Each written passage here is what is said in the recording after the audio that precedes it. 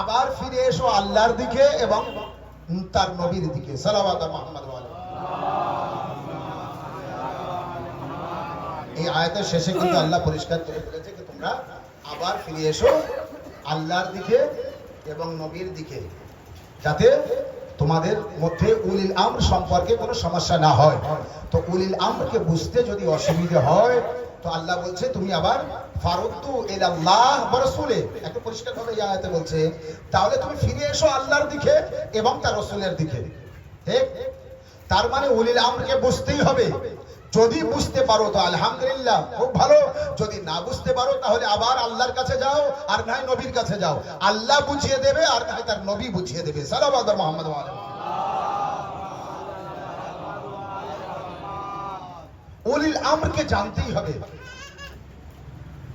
Mic লাগানো হয়েছে, এই লাউড স্পিকার যে লাগানো হয়েছে, এলাকার মানুষ সত্যি ভাগ্য খুব ভালো, নসিব খুব ভালো যে যদিও মজলিসে না যেতে পারি ওই ইমাম বাড়িতে, তো কমসে কম বাড়িতে বসে আল্লাহ, তার রসুল এবং কোরআনের আয়াত, রসুলের আহলে বাইত এবং কোরআনের আয়াত, তার তরজমা, তার তাফসীর এবং তাবিল, আসল তথ্য ঘরে বসে আমরা জানতে পারছি।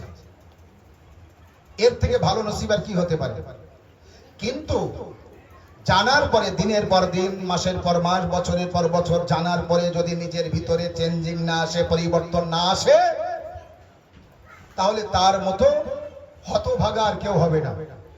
কারণ আমি এতদিন জানতাম না উলিল আমরকে মানতে হবে, এখন জানতে পেরেছি। মাওলানা সাহেব বলছে উলিল আমরকে জানতে হবে, কারণ কোরআনে আছে, সূরা আলে ইমরানে আছে উলিল আমরকে জানতে হবে। ঠিক? তো এতদিন জানতাম না, ঠিক আছে, এখন যখন জানতে পেরেছি তো এখন মানবো না কেন? যখন জানতে পেরেছি তো মানবো না কেন? আল্লাহ বলছে পরিষ্কার ভাবে ওয়ামা ইয়ালামু তাবিলাহু ইল্লাল্লাহ ওয়া রাসিখুনা ফিল ইলম। কোরআনের আসল তথ্য কেউ জানে না আল্লাহ ছাড়া, আর রাসিখুনা ফিল ইলম ছাড়া। ये রাসিখুনা ফিল ইলম কে আছে? একজনের নাম বললে বোঝা যাবে যিনি জন্মগ্রহণ করে 3 দিন মাত্র বয়স, নবীর হাতে এসে বলছি ইয়া রাসূলুল্লাহ আপনাকে কি শোনাবো? তাওরাত পড়ে শোনাবো না জবুর পড়ে শোনাবো না ইনজিল পড়ে শোনাবো না কোরআন পড়ে শোনাবো? ইয়া আলী ইয়া আলী ইয়া আলী।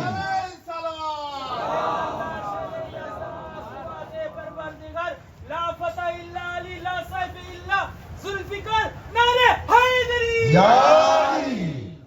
যদি দুনিয়ার মধ্যে কেউ এমন থাকে তো আপনি নিয়ে আসুন, সামনে নিয়ে আসুন যে এই সেই ব্যক্তি যে রাসিখুনা ফিল ইলম। আল্লাহ তো পরিষ্কার বলছে এই কোরআনের আসল যে মানে ये শুধুমাত্র আল্লাহ জানে, আর সেই ব্যক্তি জানে। দেখুন আপনি একটা বিল্ডিং করছেন, মানুষের মাথায় আসছে না আপনি কিভাবে কি করছেন। এ বলছে এইভাবে করে উচিত ছিল, ও বলছে ওইভাবে করা উচিত ছিল, আর একজন বলছে এইভাবে করলে ভালো হতো, এটা এখানে করলে ভালো হতো।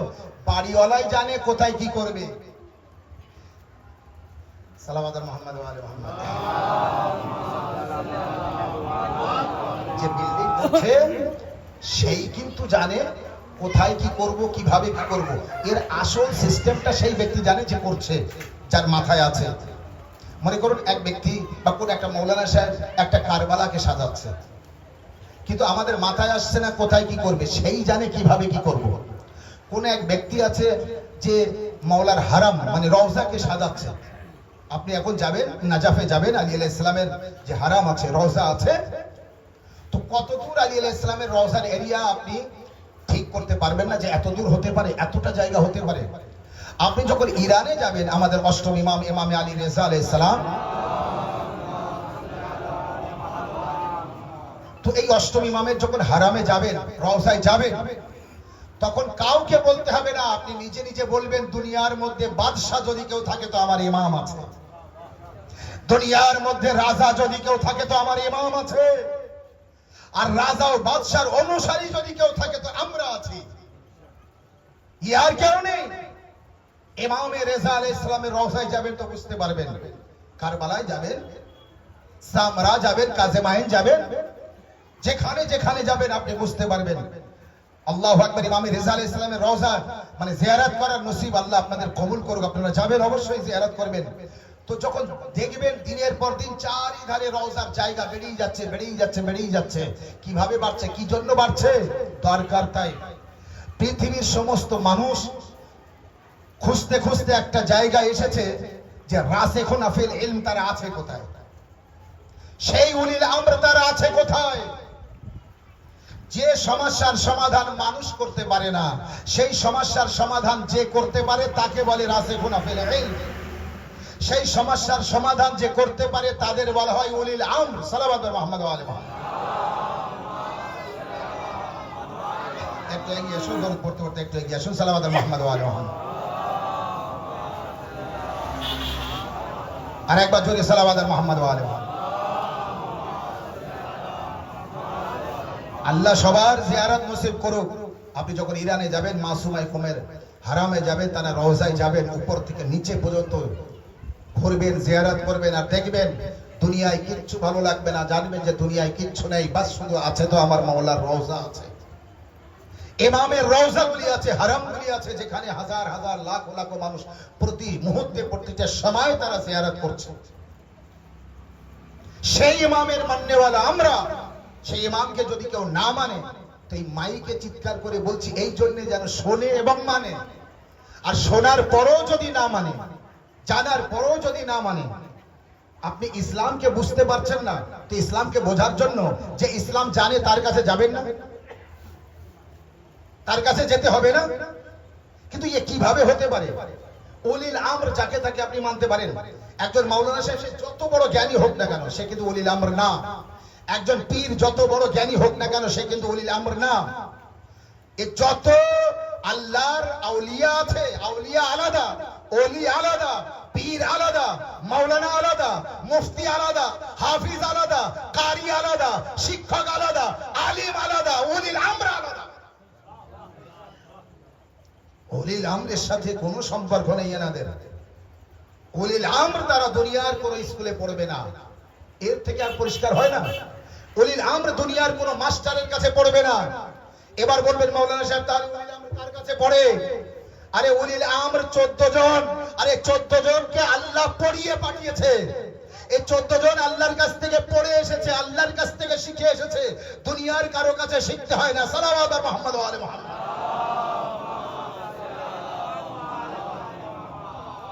আপনি বলবেন নবীরা, অবশ্যই নবীরা মাসুম, নবীদের দুনিয়ার স্কুলে যেতে হয় না, পড়তে হয় না। কিন্তু উলিল আমর নবীদেরকেও আপনি দেখুন, ইব্রাহিম নবীকে আল্লাহ ইমামত পদ দিয়েছিলেন, ইমাম বানিয়েছিলেন, কিন্তু ইব্রাহিম নবী প্রথম ইমাম হননি। আল্লাহ তাআলাকে প্রথমে নবী বানিয়ে পাঠিয়েছে।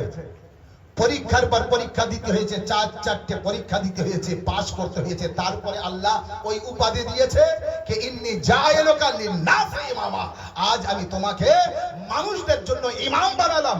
ইব্রাহিম বলছে এই ইমাম পদ আমার বংশে থাকবে আল্লাহ। তো আল্লাহ বলছে লা ইয়ানালু আহাদিজ জালিমিন, এই ইমাম পদ তোমার বংশে থাকবে, কিন্তু যারা জালিম তারা কখনো ইমাম হতে পারবে না।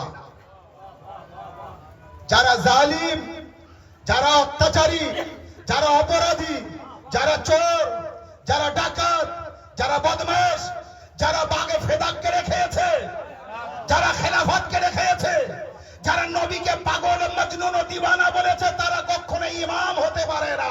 সালাওয়াত।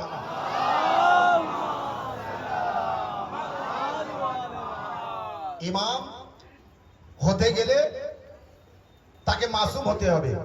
যে জালিম সে ইমাম হবে না। এর জন্য 4টি লাইন আছে, 4টে বিষয় আছে। কি জালিম কাকে বলে? এক ব্যক্তি প্রথম জীবনে ভালো ছিল, শেষ জীবনে জালিম হয়েছে। দ্বিতীয় আরেক ব্যক্তি প্রথম জীবনে জালিম ছিল, শেষ জীবনে ভালো হয়েছে। তৃতীয় ও ব্যক্তি সারা জীবন জুলুম করেছে। হলো 3টে। এক, জীবনের প্রথম অংশে ভালো ছিল, শেষ অংশে গিয়ে খারাপ হয়েছে, জালিম হয়েছে। এক, প্রথম অংশে জালিম ছিল, শেষ অংশে গিয়ে ভালো হয়েছে। 2 আর 3 হচ্ছে সারা জীবন জালিম ছিল। তো এই 3টে লোকের মধ্যে জুলুম আছে না নেই? জালিম, অত্যাচারী, অপরাধী, চোর, ডাকাত, বদমাশ আছে না নেই? জীবনের প্রথমে হোক, শেষে হোক, আর সারা জীবনে হোক। চতুর্থ ইমাম হবে ওই ব্যক্তি যে সারা জীবন ভালোভাবে কেটেছে, সারা জীবন মাসুম ভাবে কেটেছে, সারা জীবন নিষ্পাপ হিসাবে কেটেছে, ওই ব্যক্তি মাসুম হবে। এবার দুনিয়ার মধ্যে খুঁজে বার করো ওই ব্যক্তিকে যার জন্ম থেকে মৃত্যু পর্যন্ত কোনো অপরাধ নেই, অন্যায় নেই, জুলুম নেই, অত্যাচার নেই। সালাওয়াত।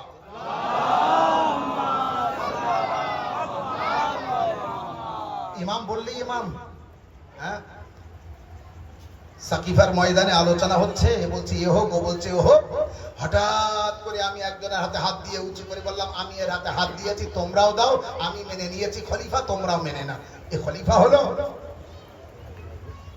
এ কি হলো খলিফা বলে? ইসলাম কি এই ব্যক্তিদের ঘরের? ইসলাম আল্লাহ পাঠিয়েছে। ইসলাম কিভাবে পরিচালনা করতে হবে আল্লাহ জানবেন। এটা কোনোদিন হতে পারে? আপনি যখন বাড়ি থেকে যান, মানে পুরো ফ্যামিলি আপনারা কোথাও যাচ্ছেন, তো বাড়ির আশপাশের কাউকে বলে যান না, বা আপনার দেইজির ভিতরে আমার ছাগলগুলো দেখিস, সালাওয়াত, আমার ওই হাঁস মুরগিগুলো দেখিস, হ্যাঁ, আমার এই গরু আছে এদের দেখিস, আমার এই বাড়ির দিকে খেয়াল রাখিস, সন্ধে হলে সুইচটা একটু টিপে দিস, আলোটা একটু জ্বালিয়ে দিস, সকাল হলে বন্ধ করে দিস, আর একটু এসে এসে রাত্রে উঠলে এদিকে একটু লাইট টাইট মারিস। সালাওয়াত বলুন মুহাম্মদ ওয়া আলি মুহাম্মদ। আপনার একটা ঘরের এতটা খেয়াল আপনার আছে, নবীর এত বড় উম্মতিদের খেয়াল ছিল না যে নবী কিছু না বলে চলে গেলেন? আকল আছে না নেই, বিবেক আছে না নেই, বুদ্ধি আছে না নেই? এত বড় ইসলামের রাহবারি, নেতা, লিডার বিহীন রাসূলুল্লাহ নিজের উম্মতিদের এমনি ভাসিয়ে দিয়ে চলে গেলেন। তোরা যার পারিস তার পারি হাতে হাত দিয়ে বলিস এই সেই? এটা হতে পারে? নবী গাদির রকমের ময়দানে পরিষ্কার করে বলে গিয়েছেন নিজে চলে যাওয়ার আগে, আমি চলে যাব, আমার জায়গায় আলী থাকবে, আলীর পরে তার ছেলে হাসান থাকবে, হাসানের পরে হোসাইন থাকবে, হোসাইনের পরে জাইনুল আবেদিন থাকবে, তারপরে মোহাম্মদ বাকর আলাইহিস সালাম থাকবে, তারপরে জাফর সাদিক আলাইহিস সালাম থাকবে, তারপরে মুসা কাজিম আলাইহিস সালাম থাকবে, তারপরে আলী রেজা আলাইহিস সালাম থাকবে, তারপরে মুসা কাজিম আলাইহিস সালাম থাকবে, তারপরে ইমাম মুহাম্মদ তাকি আলাইহিস সালাম থাকবে, তারপরে আলী নাকি আলাইহিস সালাম থাকবে, তারপরে হাসান আসকারি আলাইহিস সালাম থাকবে। খারাপ লাগছে কথাগুলো শুনে? তো মাথা নড়ছে না কেন? জবান হিলছে না কেন? রাসূলুল্লাহ পরিষ্কার বলে গেলেন, আমার পরে আলী, আলীর পরে হাসান, হাসানের পরে হোসাইন, হোসাইনের পরে জাইনুল আবেদিন, মোহাম্মদ বাকর, জাফর সাদিক, মুসা কাজিম, আলী রেজা, মোহাম্মদ তাকি, আলী নাকি, হাসান আসকারি, শেষ পর্যন্ত যতদিন কিয়ামত না হবে আমার আওলাদের আওলাদ ইমামে মেহেদী থাকবে।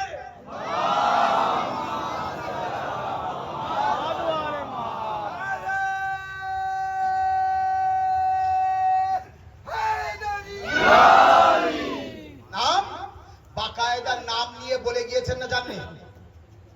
বাকায়দা নাম নিয়ে বলে গিয়েছেন না জাননি?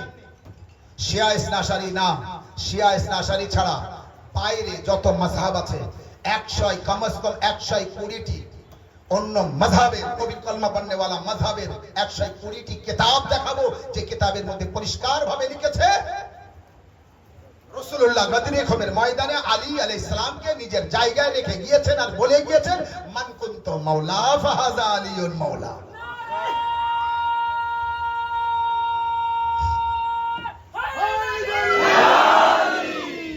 মান কুনতু মাওলা ফাহাযা আলিয়ুল মাওলা। আমি যার মাওলা, আলী তার মাওলা। আর সেখানে আগেই উঠে দাঁড়ালেন হযরত ওমর ফারুক রাদিয়াল্লাহু তাআলা আনহু। আর যেই হযরত আলী আলাইহিস সালামের হাতে হাত দিয়ে বললেন বাক্কিন বাক্কিন লাকা ইয়া আলী ইবনে আবি তালিব, মুবারক হোক হে আলী ইবনে আবি তালিব, আজ থেকে তুমি আমারও মাওলা এবং সমস্ত মুমিন ও মুমিনাতদের মাওলা। আমার মাওলা আর সমস্ত মুমিন ও মুমিনাতদের মাওলা।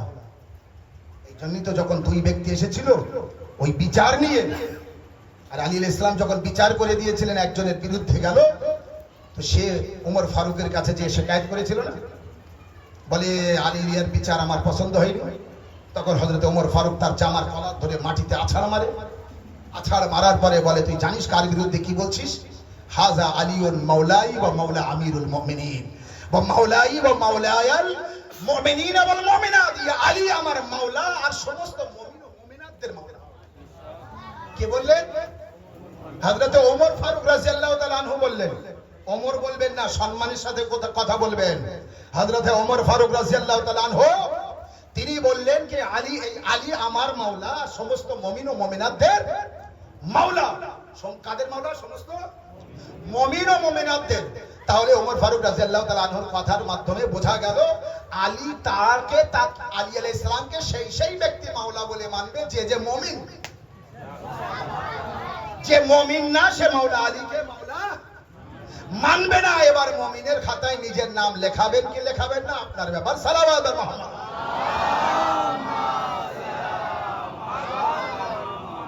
উলিল আমর থেকে মানুষকে দূরে সরানোর জন্য, রাসিখুনা ফিল ইলম থেকে মানুষদেরকে দূরে সরানোর জন্য আহলে বাইতের ফাজাইল ও গুরুত্বপূর্ণ হাদিসগুলিকে পড়ানো হয়েছে। সেই জায়গায় আহলে বাইত আলাইহিস সালামের ফাজাইলকে নষ্ট করা হয়েছে। কখনো ছাগলের দোহাই দিয়ে, না বোঝা যায়নি, খেয়ে ফেলেছে ছাগল, তো কখনো ছাগলের দোহাই দিয়ে, কখনো উম্মতির মধ্যে সমস্যা হবে এই দোহাই দিয়ে, কখনো বলছে কোরআনের সাথে এই হাদিসগুলি মিলে কোরআনের আয়াত বেশি কম হয়ে যায় কি এই দোহাই দিয়ে। নবী জানতেন না কম বেশি হবে কিনা? যে নবীর জবান একটাই মুখ, সেখান থেকে দুই রকম কথা বার হয়েছে, একটা আল্লাহর একটা নিজের। তিনি বলে দিয়েছেন এইগুলি আল্লাহর কোরআনে থাকবে, এইগুলি আমার হাদিসে থাকবে।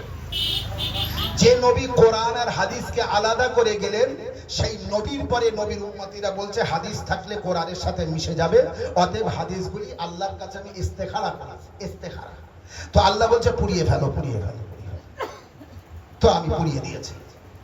একটা দুটো না, 500 হাদিস একজন পড়ালো, আর 500 হাদিস আর একজন পড়ালো, আর কত হাদিস নষ্ট করে দিয়েছে, ছিড়িয়ে দিয়েছে। শেষমেশ আহলে বাইতের ফাজাইল, আহলে বাইতের গুণাবলী বয়ান হবে না। কোথায়? মসজিদে। তো কি করা যাবে? কাবুল আহবার আর তামিমদারি, এই দুজনকে ঠিক করা হলো। যা পারিস তোরা বল, কিন্তু যেন হাদিস বলিস না। আর হাদিস তো বলবেই না, কারণ তারা জানে না, জানেই না বলতে। তারা পুরানো কিস্সা কাহানি বলতে শুরু করলো। এত হলো না, মা বিয়া আবার চক্রান্ত করলো। এই সিলসিলা একটু সরে একজনের পর একজন, দুজন আসতে আসতে মা বিয়া পর্যন্ত চলে গিয়েছে। মা বিয়া যখন আসলো, সে পরিষ্কার বলল যে আমি কিন্তু খলিফা, আমি ইসলামের লিডার, আমি নেতা, আমি কাতিবে ওহী, মানে আল্লাহর ওহী যখন নাজিল হতো আমি লিখতাম, আল্লাহু আকবার। কোথা থেকে আসলো? আল্লাহর ওহী নাজিল হলে মাওলা আলী লিখতে পারেনি। যে আলী আল্লাহর ঘরে জন্মগ্রহণ করে 3 দিন বয়সে কোরআন এখনো নাজিল হয়নি, কোরআন পড়ছে, সেই আলী পর্যন্ত কাতিবে ওহী হলো না। কাতিবে ওহী হয়ে গেল মুআবিয়া। এবং মুআবিয়া এত কাতিবে ওহী হয়ে গেল, এত সুন্দর কাতিবে ওহী হয়ে গেল, বলছে আহলে বাইতের ফাজাইল, আহলে বাইতের গুণাবলী বয়ান করা যাবে না। তাহলে কি করতে হবে? কি করতে হবে? মুআবিয়া পরিষ্কার ঘোষণা করলো, যে কমিটি তৈরি হয়েছিল, আমরা যা নির্দেশ দেব বলতে সেইগুলি বলতে হবে। তার বাইরে যদি কেউ বলে, তো কিছু হাদিসের রাবি ছিল, তাদেরকে জেলের ভিতরে বন্দী করেছে, কিছু রাবিদের মেরে ফেলেছে, কিছু রাবিরা ভয়ে অন্য দেশে পালিয়ে গিয়েছে। আরে সর্বনাশ! নবীর হাদিস বয়ান করলেই মার, কারণ ওটা জয়ীফ, এটা জয়ীফ, এটা জয়ীফ, এটা ভালো না, ওটা ভালো না, এটা মিথ্যে, ওটা মিথ্যে, এটা রাখা যাবে না, ওটা রাখা যাবে না। কোনটা রাখা যাবে? সারা দুনিয়ার ওজন করলে একদিকে, আর অমুকের আমল আর একদিকে। কি সুন্দর এসে গেল! এই সমস্ত হাদিস নিয়ে এসছে। মুআবিয়ার অত্যাচার আহলে বাইতের সাথে হতে হতে প্রকাশ্য যুদ্ধের ময়দানে নেমে গেল। ইমাম হাসানকে শহীদ করলো, মাওলা আলী আলাইহিস সালামের প্রকাশ্য বিরুদ্ধে চলে গেল। 70,000 মেম্বার থেকে মাওলা আলী আলাইহিস সালামের নামে গালি দেওয়া শুরু করলো। যে মেম্বার থেকে খুতবা, কোরআন ও হাদিসের কথা বলা উচিত, সেই মেম্বার থেকে হযরত আলীর নামে গালি দিচ্ছে। আলীকে নবীর জামাই না, আলীকে মা ফাতেমার স্বামী না, আলী আলাইহিস সালামকে ইমাম হাসান ও ইমাম হুসাইন আলাইহিস সালামের পিতা না, শেরে খোদা না, অলিদের আউলিয়াদের অলি না, সেই আলী আলাইহিস সালামের বিরুদ্ধে বলতে থাকলো। খুব ভালো বলতে বলতে বলতে বলতে এমন একটা জায়গায় গিয়েছে, মুআবিয়ার মুখোশ ফাঁস করে দিল এক ব্যক্তি। তার নাম ছিল মুগীরা ইবনে শিবা। মুগীরা ইবনে শিবার ছেলে মুতাআরিফ, সে নিজে বয়ান করছে। সালামাত।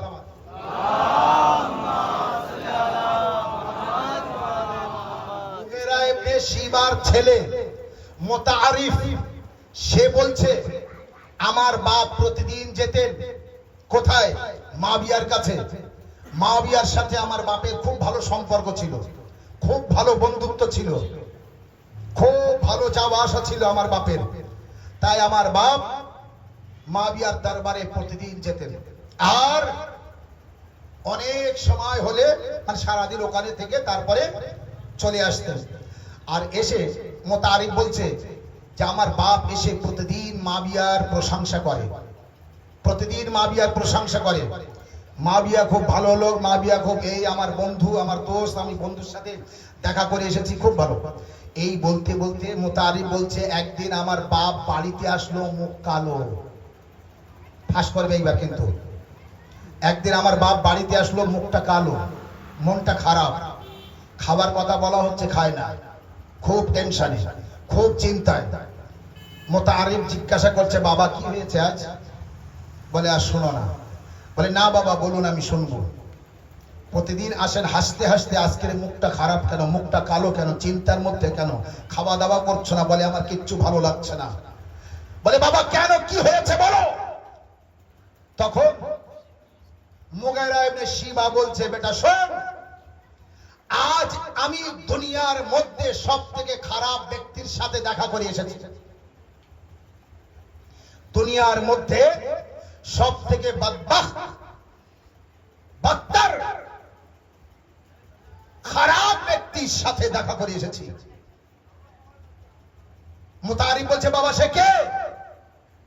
মুগীরা ইবনে শিবা বলছে সে মুআবিয়া।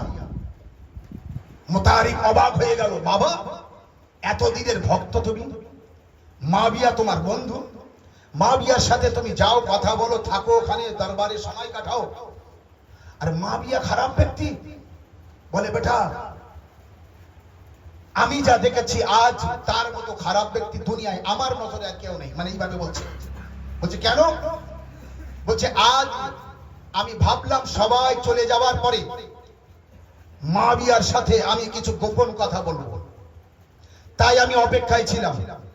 সবাই যখন চলে গিয়েছে দরবার থেকে, বলে দরবারে শুধু মুআবিয়া আর আমি, আর কেউ নেই। বলে আমি তখন মুআবিয়াকে বলছি মুআবিয়া আল্লাহ তো তোমার অনেক ধন সম্পদ দিয়েছে, আল্লাহ তো তোমার অনেক দৌলত দিয়েছে, আল্লাহ তো তোমার অনেক অর্থ দিয়েছে। হে মুআবিয়া এবার তো কমস কম বানি হাশিমের থেকে হাতটা গুটিয়ে নাও, এবার তো কমস কম বানি হাশিমের উপরে অত্যাচার করা বন্ধ করো।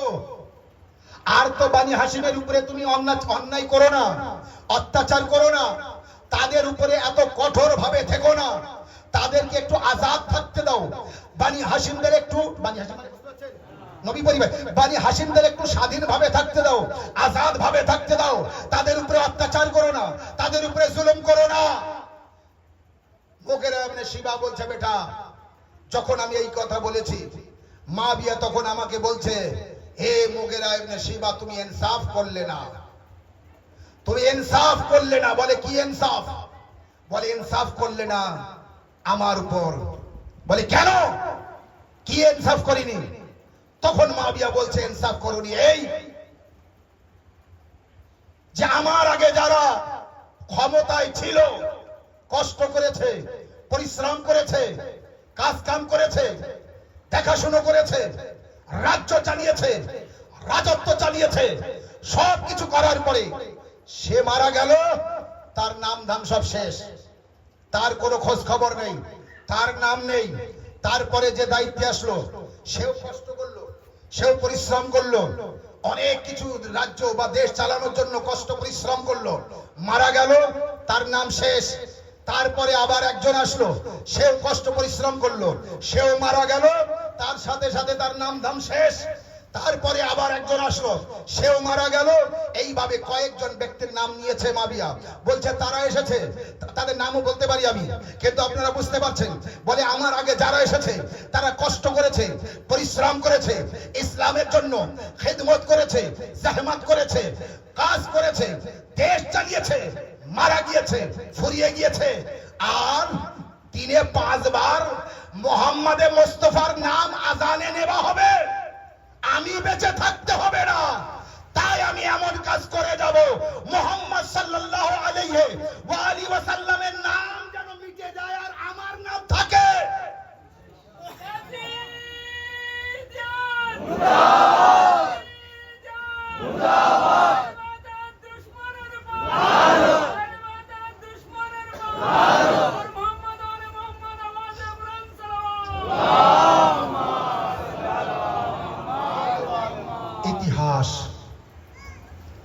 ইতিহাস কখনো না মিথ্যে বলবে।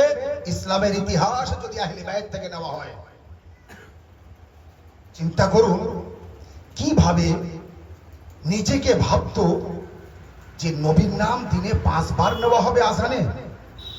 আর এই যারা চলে গিয়েছে তাদের নামও নেই, আর আমিও চলে যাব, আমার নামও থাকবে না। আমি এমন কিছু করব যেন আমার নাম থাকে। আর একদম পরিষ্কার নাম ধরে বলছে হযরত মুহাম্মদ সাল্লাল্লাহু আলাইহি ওয়া সাল্লামের নাম যেন মিটে যায়, মুছে যায়, আর ওই জায়গায় যেন আমার নাম আসে। আপনি ভাবুন, এই ব্যক্তি চেষ্টা করে পারেনি তো, আজানে তার নাম তো আসেনি। মুহাম্মদ সাল্লাল্লাহু আলাইহি ওয়া সাল্লামের নাম কেউ মিটাতে পারে? আল্লাহ যার নাম রাখতে চায়, আল্লাহ যার নাম রেখে দেয়, তার নাম দুনিয়ার কারোর ক্ষমতা আছে মেটানোর? আমাদের প্রিয় নবী যার নাম মেটানোর চেষ্টা করেছে মানুষ, তিনি একটা আংটি দিয়েছিলেন, খালি আংটি। হযরত আলী আলাইহিস সালামের কাছে, আলী যাও এই আংটিটা যে লেখে যারা দোকানে নিয়ে যাও, আর যে এই আংটির উপরে লিখে দিয়ে এসো মোহাম্মদ বিন আব্দুল্লাহ, আব্দুল্লাহ ছেলে মোহাম্মদ, এই আংটিতে লিখে নিয়ে এসো।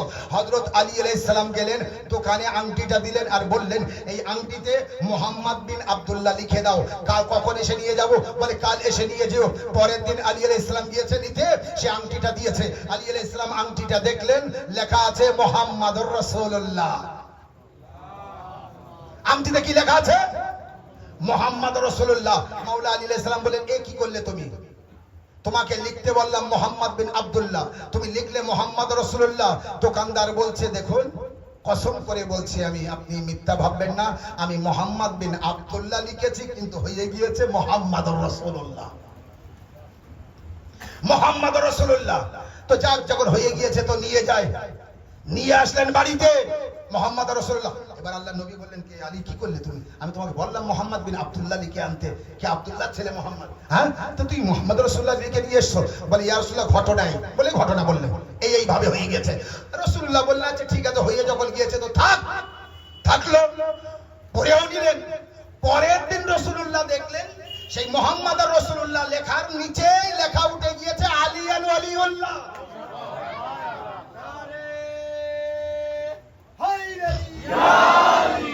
আলিয়ান ওয়ালিউল্লাহ। এবার রাসূলুল্লাহ বলে, আলী শোনো শোনো শোনো। বলে ইয়া রাসূলুল্লাহ কি হয়েছে? বলে এই দেখো কি হয়েছে। বলে কি হয়েছে? বলে এই লেখার নিচে আবার আজকের লেখা উঠে গিয়েছে। কি উঠেছে? না আলিয়ান ওয়ালিউল্লাহ উঠেছে। আলী আলাইহিস সালাম বললেন, তাহলে আপনি লিখেছেন? বলে না, আমি লিখিনি, আমি তো কিছুই জানি না, এতে লেখা উঠে গিয়েছে, কি হবে? তো আলী আলাইহিস সালামও চিন্তা করছিলেন কি হবে। রাসূলুল্লাহ আর আলী আলাইহিস সালাম দুই ভাই চিন্তা করছিলেন কি হবে। ফানাজালা জিবরাইল, জিবরাইল নাজিল হলো। হওয়ার পরে বলছে, ইয়া রাসূলুল্লাহ, আল্লাহ আপনাকে দরুদ ও সালাম জানিয়ে বলছে, হে আমার হাবিব, আমার দোস্ত, আমার বন্ধু, চিন্তা করতে হবে না। তোমার লেখা তুমি লিখেছো, আমার লেখা আমি লিখেছি। তোমার লেখানোর দরকার ছিল যেটা মুহাম্মদ রাসূলুল্লাহ, হয়ে গিয়েছে। আমার দরকার ছিল আলিয়ান ওয়ালিউল্লাহ, আমি লিখে দিয়েছি। সালাওয়াত মুহাম্মদ।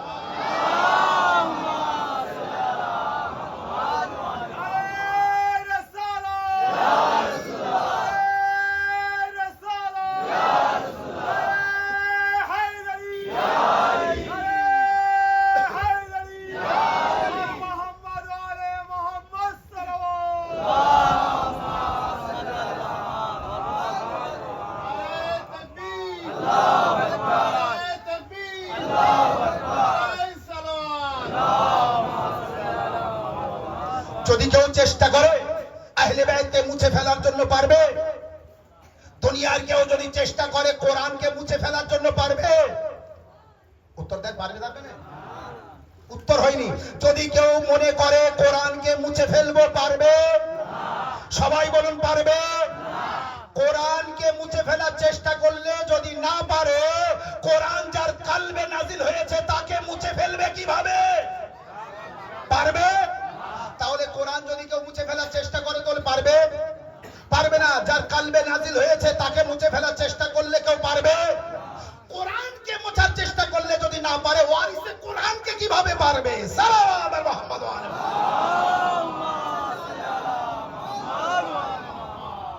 কোরআনের ওয়ারিস, ওয়ারিসে কোরআন, কোরআন বাঁচানে ওয়ালা মাওলা ইমামে হুসাইন আলাইহিস সালাম বর্ষার উপরে কাটা ছেড়ে কাটা মাথায় কোরআন তেলাওয়াত করে বুঝিয়ে দিয়েছে দুনিয়া বলো হুসাইনকে তার দেহ থেকে আলাদা করতে পারো, হুসাইনকে কোরআন থেকে আলাদা করতে পারবি না।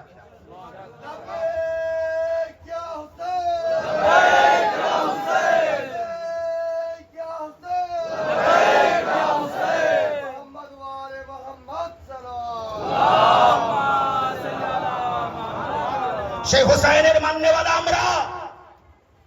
দুনিয়ার মানুষ যতই আমাদের এক সাইডে করে রাখুক না কেন, কালো মিসামে তাম্মার বুঝিয়ে দিয়েছে ফাঁসিতে ঝুলতে হয় ঝুলবো, কিন্তু মাওলা আলীকে ছাড়বো না। আজও আমরা দুনিয়াবাসী শুনে রাখো, আহলে বাইতকে মানতে গিয়ে যদিও তুমি আমার দিকে আর চোখে দেখো না কেন, তোমার চোখ কানা হবে, আমার কিছু যায় আসে না। তার চোখ কানা হবে, তার চোখ অন্ধ হবে। কোরআন থেকে যদি কেউ মুখ ঘুরিয়ে নেয়, তার মুখ বেঁকে যাবে, তার মুখ ঘুরে যাবে। কোরআনের কিছু যায় আসে না, কোরআনের ওয়ারিসের কিছু যায় আসে না, কোরআনের ওয়ারিসের মাননেওয়ালা আজাদারানে হুসাইনদের কিছু যায় আসে না। যে কোরআনের মাননেওয়ালা, কোরআনের ওয়ারিসকে মাননেওয়ালা, ইমাম হুসাইন আলাইহিস সালামের মাননেওয়ালা, দুনিয়ার মধ্যে কোন ব্যক্তির এত বড় ক্ষমতা নেই, এত বড় হিম্মত নেই যে এত বড় কোরবানি দিয়ে ইসলামকে বাঁচাবে। যত বড় কোরবানি কারবালার ময়দানে ইমামে হুসাইন আলাইহিস সালাম দিয়ে ইসলামকে বাঁচিয়েছে, এত বড় কোরবানি কেউ দিতে পারে না। যত বড় কোরবানি ইমামে হুসাইন আলাইহিস সালাম দিয়েছে। আল্লাহু আকবার। ইমাম হুসাইন আলাইহিস সালামের এর আগেই মজলিসে বলেছিলাম, যত সন্তান আছে, কেউ নানার মতো দেখতে, কেউ বাপের মতো দেখতে, কেউ মায়ের মতো দেখতে, কেউ ভাইয়ের মতো দেখতে।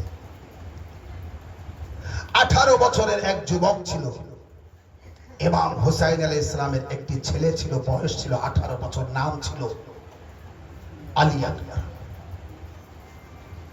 যাকে শাবিয়ে পয়গম্বর বলা হয়। ये वो আলী আকবর যার বয়স 18 বছর ছিল। জন্মগ্রহণ করার পর যে আলী আকবরকে নিয়ে জনাবে যায়েনব সালামুল্লাহ আলাইহা নিজের ভাইকে বলেছিলেন যে ভাইয়া আলী আকবরকে আমি লালন পালন করব। নিজের ভাবি উম্মে লাইলাকে বলেছিলেন তোমার এই সন্তান আকবর কিন্তু আমার কাছে থাকবে। 18 বছর পর্যন্ত লালন পালন যিনি করেছেন তার নাম সানিয়া জাহরা হযরতে যায়েনব। আলী আকবর শাবিয়ে পয়গম্বর। কারবালায় যখন এক এক করে ময়দানে যাচ্ছে বিদায় নিয়ে, তো আলী আকবর বারবার বাপের কাছে যায়, বাবা আমার অনুমতি দেওয়া হোক, বাবা আমিও ময়দানে যাব। কারবালায় আল্লাহ কবুল করেছে, মাওলার ডাক হয়েছিল বলে যে দেখে আসতে পেরেছি। এই যে খিমা আছে সামনে, মাওলা ইমাম হুসাইন আলাইহিস সালামের জারি আছে, কারবালা যে রওজা, একটু দূরে এখান থেকে বাইনুল হারামাইন, তারপরে আব্বাস সালামদের রওজা। এর দূরে সাইডে যে ফুরাত নদী, ফুরাত নদীর দিকে যেতে গেলে আলী আসগরের যেখানে শহীদ করেছে সেই জায়গায় দোলনা আছে, আলী আসগরের চুলা আছে। ওখান থেকে একটু সরে গিয়ে আলী আকবরের যেখানে শহীদ করেছে সেই জায়গায়, আলী আকবরের ওখান থেকে ফুরাত একদম কাছাকাছি, কিন্তু খিমা থেকে ফুরাতটা অনেক দূরে। হযরতে আলী আকবর শবিয়ে পয়গম্বর যখনই অনুমতি পাচ্ছে না, ইমাম হুসাইন আলাইহিস সালামের কাছে যাচ্ছে, তো ইমাম হুসাইন আলাইহিস সালাম বলছে, না, তুমি আমার নানার মতো দেখতে, যদি তুমি চলে যাও, আমার নানার কথা যখনই আমার মনে পড়ে আমি তোমাকে দেখি। আকবর, তুমি চলে গেলে আমি কাকে দেখব? আমার যখনই কষ্ট হয় আমি তোমাকে দেখি, নানার কথা মনে পড়ে, আমি জানি যেন আমি আমার নানাকে দেখছি। আকবরকে মাওলা হুসাইন বিদায় দেন না, অনুমতি দিচ্ছেন না। তখনই মায়ের কাছে যান। মা বলে, আমি কিছু জানি না, তোমাকে যে লালন পালন করেছে যার কাছে যাও, তারই কাছে যাও। হযরতে আলী আকবর সোজা চলে গেলেন ফুপি জাইনাবের কাছে। দুই হাঁটুতে হাত দিয়ে আলী আকবর মাটিতে বসে পড়লেন। জনাবে জাইনাব জিজ্ঞাসা করলেন, বেটা আকবর, কখনো তো তুমি আমার সামনে এসে এইভাবে মাটিতে বসো না, আকবর তুমি এইভাবে কেন বসছো? আলী আকবর বললেন, ফুপি আম্মা, একটা মাসলা জিজ্ঞাসা করবো। বলে, বেটা এখন মাসলা? বলে, হ্যাঁ। বলে, আমাকে একটি মাসলা বলে দাও, ফাতেমা জাহরা বড় না আপনি বড়? জনাবে জাইনাব বললেন কি, বেটা আকবর, এ কেমন প্রশ্ন? আমার মা ফাতেমা জাহরা, তানার সাথে কারো তুলনা হয়? তখন আকবর বললেন, ফুপি আম্মা, তাহলে বলুন, ফাতেমা জাহরার ছেলে ময়দানে যাবে আর আপনার ছেলে খিমায় থাকবে? ফাতেমা জাহরার ছেলে জখমি করবে আর আপনার ছেলে খিমায় থাকবে? তখনই জনাবে জাইনাব বললেন, বেটা আকবর, তুমি কি বলতে চাচ্ছ? তখনই আকবর বললেন, আলী আকবর বললেন, ফুপি আম্মা, আমি ময়দানে যাব, আমাকে অনুমতি দিতে হবে। আমার বাবা বলছে তোমার ফুপি জানে, মা বলছে তোমার ফুপি জানে। হযরতে জাইনাব অনেক ঘটর কথা হওয়ার পরে অবশেষে বিদায় দিলেন। মায়ের কাছ থেকে বিদায় নিলেন, বাবার কাছ থেকে বিদায় নিলেন। আলী আকবর ময়দানে গেলেন। যুদ্ধের ময়দানে যে জালিমদের সাথে মোকাবেলা করলেন, অনেক মোকাবেলা করতে করতে বড় বীর এসে গিয়েছে সামনে।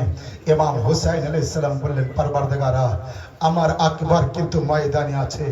এদিক থেকে মা বলছে, আকবরের মা, মাওলা, আমার আকবরকে যদি আরেকবার দেখতে পেতাম। ইমাম হুসাইন আলাইহিস সালাম বলছে, উম্মে লাইলা, তুমি মা আছো না, তুমি দোয়া করো, তোমার দোয়া সন্তানের জন্য কবুল হবে। নামাজের পাটি বিছিয়ে উম্মে লাইলা দোয়া করছে, আল্লাহ, আমার আকবরকে আর একবার আমাকে দেখিয়ে দাও। এদিকে মা দোয়া করছে, ওদিকে জাইনাবের দোয়া, এদিকে হুসাইন আলাইহিস সালাম বলছে, আল্লাহ, আমার আকবর কিন্তু ময়দানে আছে। এমন সময় আলী আকবর ময়দান থেকে হঠাৎ করে খিমায় ফিরে আসলেন।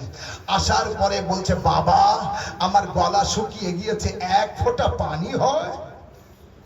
বাবা, আমার গলা শুকনো হয়ে গিয়েছে, বড় জালিম এসেছে আমার সামনে, আমি তাকে দুনিয়া থেকে সরিয়ে দেব। আমার 3 দিন আমার দানা পানি কিছু পাই না, বাবা, আমার গলা শুকনো হয়ে গিয়েছে, এক কাতরা পানি হয়? ইমাম হুসাইন, কোন সন্তান যদি বাপের কাছে পানি চায় আজাদারও, আর বাপ যদি না দিতে পারে? ইমাম হুসাইন আলাইহিস সালাম বললেন, আকবর, আকবর, পানি তো আমার কাছে নেই, একটা কাজ করো আকবর, তোমার জিহ্বা আমার গালে দাও, আমার যত মুখে গালে রস আছে, আমার এই রসগুলি তুমি চুষে নাও। আকবর নিজের জিহ্বা বাবার গালে দিলেন, দেওয়ার সাথে সাথে টেনে বার করে নিলেন, নিয়ে কি বললেন, আজাদারও সন্তানের বাপ যদি এখানে থেকে থাকেন, একবার আসো। আকবর বললেন, বাবা, বাবা, তোমার জিহ্বা তো পুরো শুকনো আছে, কাটা পড়ে গিয়েছে। আজাদার হুসাইন কত আগে থেকে পানি পান করা বন্ধ করে দিয়েছে। এবার হুসাইনকে আকবর বলছে, বাবা, আমি চলে যাচ্ছি, খোদা হাফেজ, এ বাবা, আমার বিদায় দেন। হুসাইন দেখছেন আলী আকবর চলে যাচ্ছে, বিদায় দিলেন। কিছু দূর পর যাওয়ার পরে আলী আকবর শুনতে পেলেন পিছনে কোনো শব্দ, পিছনে তাকিয়ে দেখে বৃদ্ধ বাপ জমিনে পড়ে গিয়েছে। হুসাইন দেখলেন, আকবর নামলেন, বৃদ্ধ বাপকে তুললেন, তোলার পরে আবার সোজা করে দাঁড়িয়ে দিয়ে বললেন, বাবা, ছেলেকে বিদায় দিয়ে আবার কেন পিছন পিছন আসছো? হুসাইন বললেন, যাও আকবর, খোদা হাফেজ। আলী আকবর ঘোড়ার পিঠে সওয়ার হলেন, কিছু দূর আবার গেলেন, এমন সময় পিছনে আবার শব্দ। আকবর তাকিয়ে দেখে হুসাইন আবার মাটিতে পড়ে আছে। ও আজাদারও কি শুনছেন? মা ফাতেমা লাল জমিনে কারবালায় পড়ে আছে। ছেলের পিছন পিছন যেতে যেতে আকবর নেমে নেমে আসে 7 বার এমন হয় আজাদার কলিজা ফেটে যাবে। হায় আজাদারও আকবার নেমে আসে 7 বার এমন হয়। অবশেষে আকবর বলে বাবা কি আমার নসিবে শাহাদাত নেই? হুসাইন বলে হ্যাঁ বেটা আছে। বলে তাহলে কেন আমাকে বিদায় দিয়ে পিছন পিছন আসছো? একবার হুসাইন বলে আকবর সন্তানের বাপ হলে বুঝতে পারতে।